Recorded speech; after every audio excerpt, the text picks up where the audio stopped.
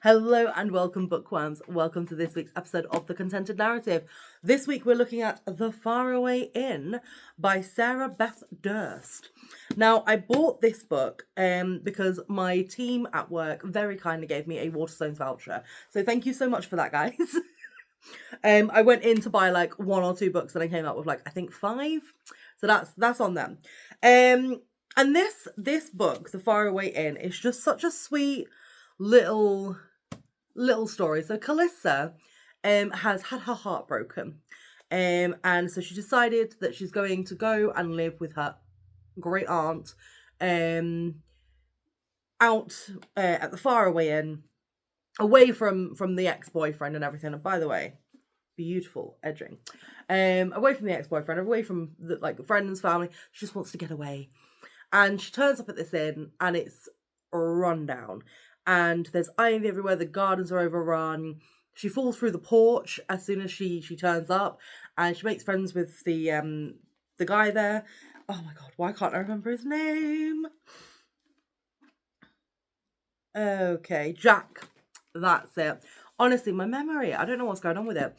And then she meets Jack, and he's sort of like the person that's looking after the place. And he's about her age, so they're both about 16, 17 years old. And her aunt doesn't want her there. Her aunt does not want her there and makes that abundantly clear. But Calissa's like, no, I can't go home because that'll admit defeat. So I'm going to roll up my sleeves and I'm just going to get it on. And as she starts like cleaning everything and fixing everything, she starts noticing little things about the inn and about the guests that stay at the inn. And then she realizes that actually it's a magical inn. I mean, it's quite, I'm not giving anything away there. It's sort of in the blurb. And then she starts sort of like adjusting herself accordingly, starts helping out. And then she realizes that something's gone wrong with this inn.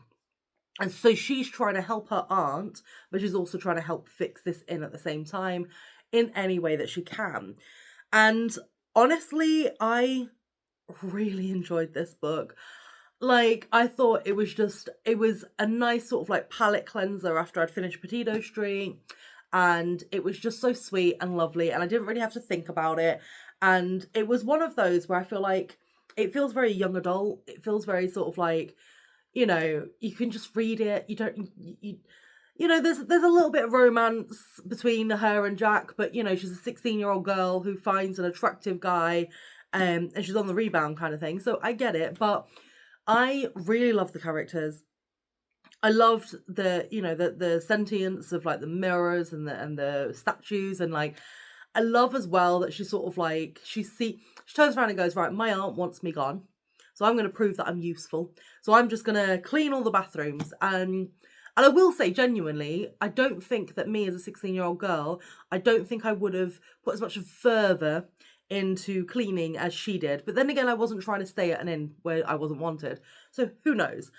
But I loved it. I loved the storyline. I loved how they managed to sort of like work through the differences. I love all the characters. I loved the ending.